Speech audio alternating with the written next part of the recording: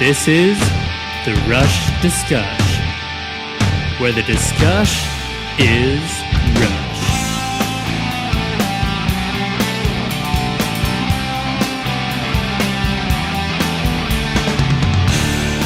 Welcome to our final week in the least popular bracket. Today, not technically. Well, okay, not technically, but the last pairing. Today we will be discussing Shan from Hold Your Fire. Don't know why that was so difficult for me. It's literally right in front of me. Right in front of my face. And then The Speed of Love from Counterparts. So I saved this pairing for the very last because I felt like these are some of the most divisive songs that Rush ever put out.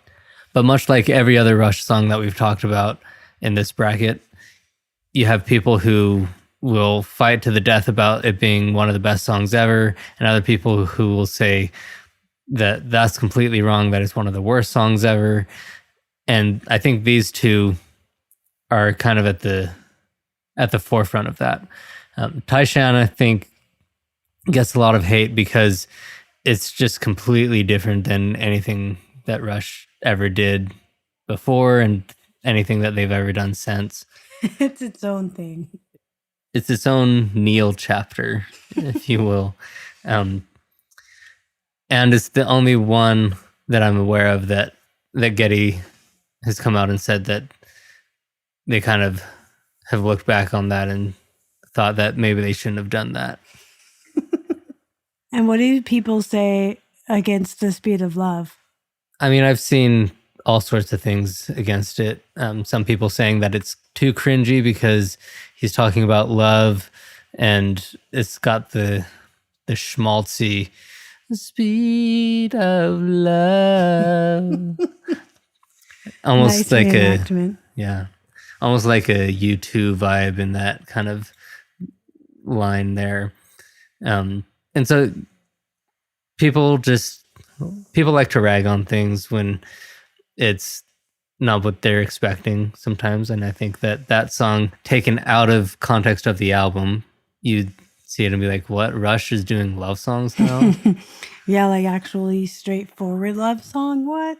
Yeah, but then when you put it in the context of the album, you see that it's not as straightforward as you think and that it fits pretty darn well. Like I brought up a couple weeks ago with High Water, I think the end of Hold Your Fire does well to have the two songs, Shan and High Water, to kind of mellow things out and be kind of that meditative end to the album.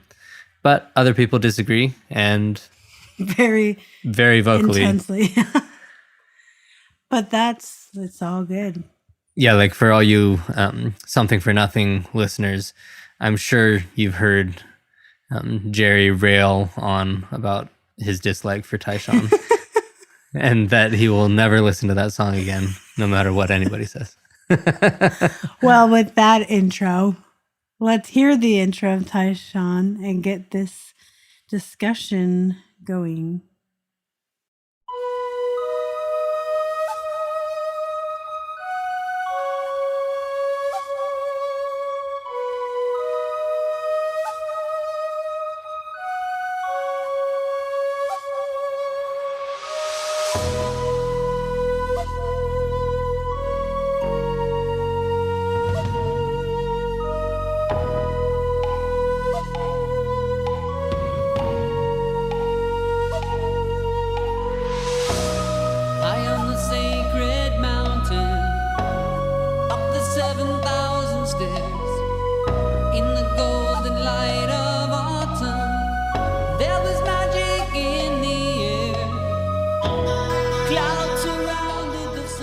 So yeah, if you've never heard that song before, it's very different. So the background to this song is that Neil went to China and he went up Shan, which is an actual mountain. And like it says, he went up the 7,000 stairs. This is an autobiographical song, basically him relating his experience of that climb to the top of the mountain, overlooking everything and feeling like China sang to him. So it's a really cool experience for Neil, and he's expressing it through those lyrics. And then the band supported him and made this very interesting song. I actually personally love this song, but it definitely is not your cup of tea if you're a hardcore metalhead. Because you're like, what in the world is going on? Well, you wouldn't even know it's a Rush song in general. Like, if you just heard that introduction, you would have no idea what band this is anyways. Yeah, you'd think that all of a sudden your phone went on shuffle and you'd be like, wait, where did this come from? I remember when I first heard this song, your preface, Adam, was that you loved this song a lot. And so I was like, okay, let's hear what this is. And I heard it and I didn't hate it. I was just mostly confused at first. and like you said, it's very different. And so it kind of caught me off guard. And I was like, wow, that's really different, especially from the rest of this album. Especially the intro, I guess. I didn't hate it or anything, but it wasn't a song that I would seek out to listen to often, which I think I've said that a lot, like about these songs. But it was for a long time where every time I'd listen to Rush on shuffle and this song would come on, I would skip it, not because I didn't like it, but because I wasn't in the mood for it. And it is a very specific kind of song you have to be wanting to listen to, I feel like. And so then once I was in the mood for it, yeah, like I'd listen to it all day long and I enjoyed it quite a bit. But it is certainly not the run-of-the-mill any kind of song, honestly.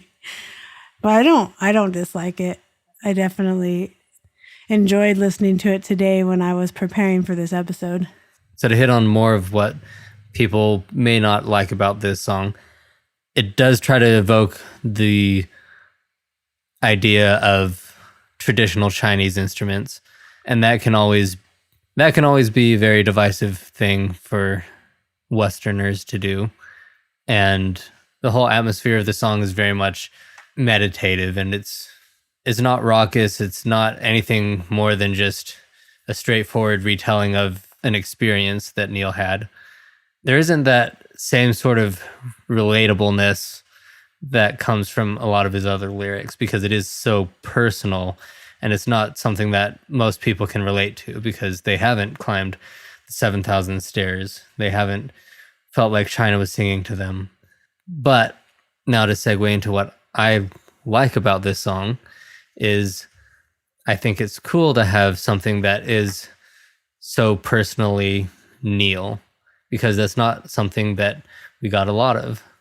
And so to get something that is very personal from him, I think is kind of cool it's almost like you get to share a moment with Neil sitting at the top of that mountain. And the lyrics are very poignant, just his reflections on the peace that nature can bring, and just kind of thinking about the history in the place that he was at. And the reason I feel it works so well at the place that it has in this album is because most of this album has been really examining the human condition and a lot of tough subjects, a lot of heartbreaking subjects, honestly, and a lot of challenging topics for the world. I think you get Second Nature, where he's kind of expressing his feelings about the kind of the rock and a hard place topic that is progression and the environment, and how do humans progress industrially while also taking care of the planet that we've inherited. And you get things like Open Secrets, examining difficulties in relationships of not being open enough, and so maybe having difficulties in coming together to find solutions, but then recognizing that we all struggle with this and kind of trying to figure out how we can overcome these differences and how can we overcome these challenges.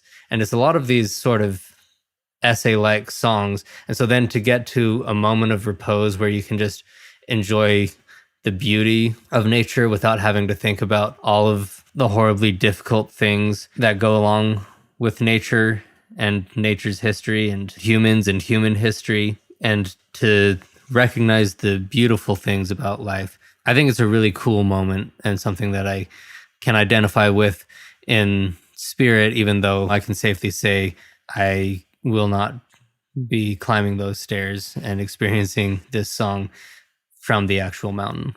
But most of the time, obviously, people aren't thinking about that and they just hear it and they're like, nah.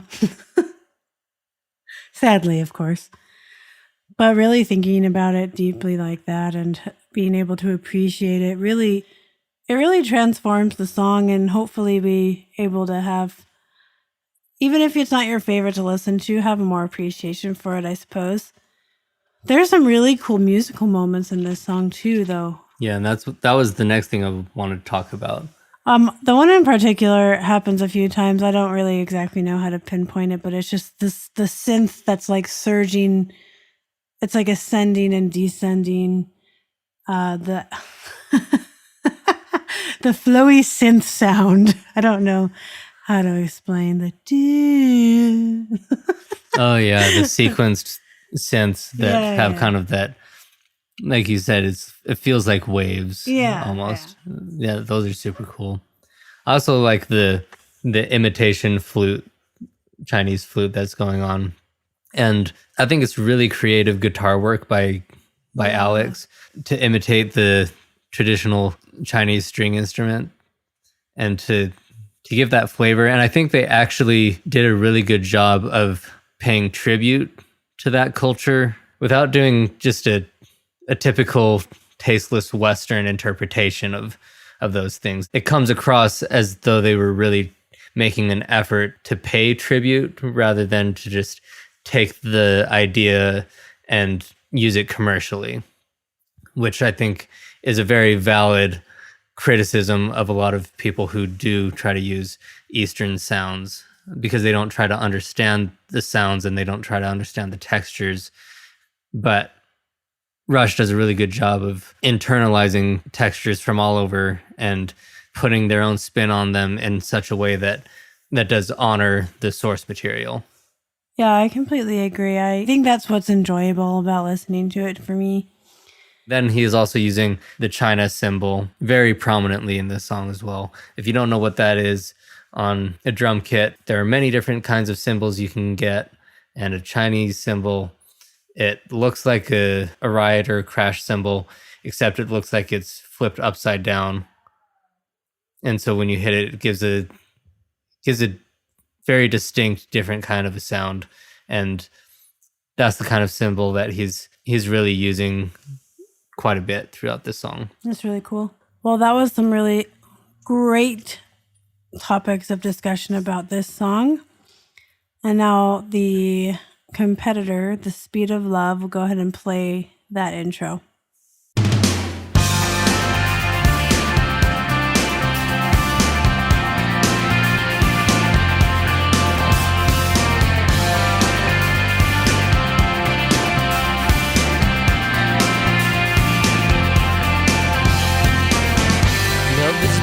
With lightning bolts, electromagnetic force, burning skin and fireworks, a storm on a raging course, like a force of nature. This is one of those songs that I loved immediately. And so when he again told me that this was one that was at the bottom of a lot of people's lists, I was shocked. I was like, why? It's so fun and interesting. And I guess not a lot of people thought that. But I mean, it is also a little bit repetitive, a little bit repetitive. And like Adam was saying, oh, it's just a love song, right? But I really enjoy this song. And is it a cowbell that he's hitting during the chorus? Just like in the back. That's just the bell of the ride cymbal. It was not a cowbell. Well, it's still a bell, I guess. Anyway, I was like just taken by that little bit. I don't know why. When I first heard it, I just thought it was super awesome. Is that so really lame? Just this tiny little part of the song. But it just did it for me. I don't know. I loved this song from the beginning. This is a song that caught me off guard at first, just because of the way that I was already caught off guard by this album. Because the difference between Julianne and me as far as these 90s albums are concerned is Julianne got them in the progression, and she was already a seasoned musician. She had already had a lot of experience with lots of different kinds of music. You know, that was what she had studied. And so she was more open to more strange, so to speak, types of music. And when I was first listening to them, Rush was a part of that learning experience for me. And so when I heard this album, there were a lot of new sounds that I was still trying to make sense of. And so already being kind of discombobulated with this album, not knowing exactly what I thought about it, when this song came up, there is an element of fatigue that goes on when you're listening to something new and you're wanting to like it, but you're not understanding it. And so by the time this song rolled around on this album, I was a little fatigued musically and then confused by the direction that this song went. And so it took a little bit for me to understand it. And then once I did, I really enjoyed it. And I also really like that ride cymbal bell that goes on. And I love the flowiness of it. There's another song I'm thinking about that has the cowbell. I just hope no one thinks that I'm that dumb that I think it sounds like a cowbell. There is a different one I'm thinking of, but I can't think of right now. But a different one that has a cowbell, or the ride cymbal bell? That has the cowbell, but I don't know what it is. I know there's one. I just can't think of what it is. Are you thinking of Color of Right? Where it's got the... I probably am. Because that's also the ride cymbal bell. No, I know that's not a cowbell. I know. Okay, you know what? Let's just let it go. Like, I remember Xanadu, the cowbell solo? I don't know. I'm tired. Just for context, our current recording schedule is Wednesday nights after the kids go to bed, and our oldest is currently ill, so it's been an exhausting couple of days, so pretty tired. Making excuses over here. Anyway, this song is cool. That's what I have to say. No, but it's interesting that we came to these songs in such different stages of our lives. I honestly feel like, it makes me feel like spoiled to have been able to approach these songs at a completely different stage of my life where I was ready to accept weirdness because I had studied 20th century music already. But also, I wonder what I would have thought, when I was 17 or whatever. But even so, I had a time in my life that I would seek out listening to The Speed of Love like every single day because I don't know why. I just did it for me. I don't know. I just really enjoyed it. Yeah, and with us talking about being accustomed to, quote, weirdness in music, this isn't to say that this song is inherently weird. No. There's not a lot weird about this song. No, not at all. I don't mean like specifically this song. I just mean Rush in general, like everything. Yeah, and even this album, there isn't a ton that's super weird about it. But from where I was coming from musically at that time in my life, most of what I listened to was classical era piano music. Boring. I'm just kidding. It's not boring. Mainly because that was the stuff that I was playing at the time, along with romantic era piano music, because that was the stuff that I was playing at the time. It's not boring at all. I think it's boring. It's not boring. So in addition to classical and romantic era art music, I was also listening to Permanent Waves and straightforward stuff. Signals. And obviously being born in 91. His birthday's tomorrow. Well, by the time this comes out, his birthday was yesterday. Oh my gosh. He turned 30. That's Oh my all I have gosh. to say. So everyone tell Adam happy birthday. I guess if you want to. No, but so being born in 91, I wasn't old enough to have been in the 90s music scene really. So by the time I came to this album, I wasn't listening to that stuff, and I didn't really listen to popular music on the radio. That's so true. I was a weird child musically, and so only having these very niche types of music that I was listening to, coming across 90s rock influenced Rush, it was not anything that I was accustomed to, and so to me it was off-putting a little bit. And looking back on it now, it's just interesting to see how just the stuff that you're surrounded with will just how much it influences the way that you take in new music. This is very true. And I can see that happening very much with both of these songs, honestly.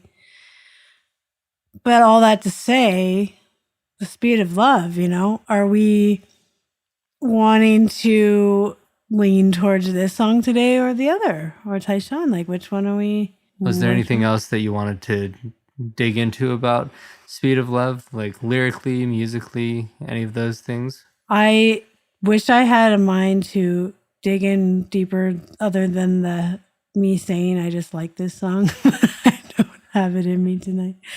But I honestly just want to say that it is, the decision is harder for me than I thought it was, because I went in with us for sure, like, oh yeah, obvious, it's going to be this one. But now I'm not so sure. Yeah, I think this is a case where, again, we're going to have to find a way to bridge a gap because... Well, what do you choose? Tyshawn for me. Well, I mean, I already knew that. Well, yeah, I know how much you love that song. Well, I mean, that was honestly my initial choice as well, because when listening to again today, even though I've definitely listened to The Speed of Love way more than Tyshawn, I enjoyed listening to Tyshawn more than The Speed of Love today. And maybe we should choose it just so everybody will stop listening and hate our podcast. But again, like, remember, there are no right or wrong answers here. We definitely never want anybody to think that they have to stop listening because, we chose the wrong one. It's completely individual choice for you guys, for your own brackets. Yeah, and I was thinking about diving into this next week, but it's brought up right now, so I might as well talk about it. When I first got this idea, I was trying to decide if we were going to go for more of an objective approach of trying to see which one should win because of how it is received by the majority of the Rush community, or how it's been looked at commercially, or how did it help shape Rush's career, which of the two songs that we battle out each week is more relevant or more whatever. But I realized that would just be doing exactly what everybody else already has been doing, of trying to fit it into the narrative of Rush's career, or trying to fit it into the way that the general Rush fandom perceives it as a whole, and which is great. I think that those approaches are very useful and very, very much needed in order to get a handle on this great body of work. But I thought it would be more interesting for us as individuals to just put forward our feelings on these songs, to be able to create more discussion about the songs from a different perspective than the general perspective, more than the collective. I think at its heart, Rush has always been a band championing individualism. That's why they were so successful, because they didn't do things for other people. They did things for themselves in hopes that other people would enjoy it. Case in point, 2112. Yeah. I mean, that was what their make or break moment was. Yeah. That was them saying, if we have to do it to other people's rules, then we just don't want to do it. If this is going to be our last album, then so be it. And that gave them the freedom to continue doing what they wanted to do. And thank goodness for it. And so that's kind of what we want to do in this podcast is be able to validate everybody's opinions on these songs, because there is no right or wrong answer. You might have your extremely strong conviction that Shan is the worst song ever written. There are others who really enjoy it. I really enjoy it. And it's okay that we don't see eye to eye, because this band has done so much for everybody involved with this podcast. Us who are battling out these songs and who are sitting behind this microphone, and then you on the receiving end. Rush is that common bond between us all.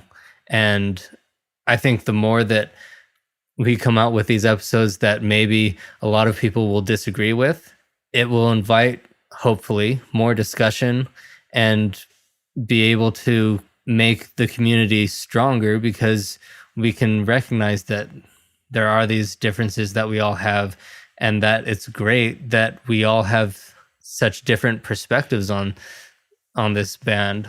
And how cool for the three guys themselves that going into it, they had no idea that they would have this far-reaching effect on so many people. But as it is with great artists and great art, the art that is created extends farther than the artist could have ever imagined, and it brings people together. And that's why Rush will always be my favorite band, because I don't know of any other band that has had this much of a profound impact on such a large community of people. And we're just super excited to be a part of our little group of Rush fans, I guess large group of Rush fans online. We love that we can be a part of this family, and hope that you will continue to hang out with us in these podcasts as we discuss all these songs. And Shan is the winner today, which I don't know what I was going to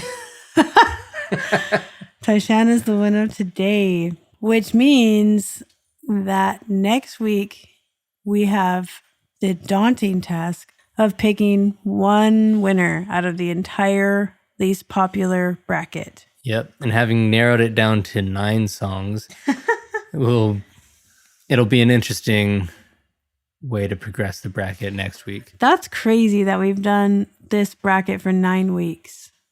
That's a long time. That's a big bracket. There's a lot of songs people don't like. Yeah. All right. Well, I'm not looking forward to next week, but But I hope you guys are, because some of these... I am. I'm just kidding. Some of these weeks are definitely very difficult going into it. Just really trying to have to pick, because sometimes it just feels like picking between children. That's not possible. It's not possible. And so we're glad that we don't actually have to be left with just the ones that we pick, because that'd be tragic. But what a cool discussion that is sparked each week. And we are always happy for you guys to join into the discussions on Instagram, Twitter, wherever we are. And until next week, do you have anything to add? Yeah, just also, if you want to reach out to us, you can email us at rush.discuss@gmail.com.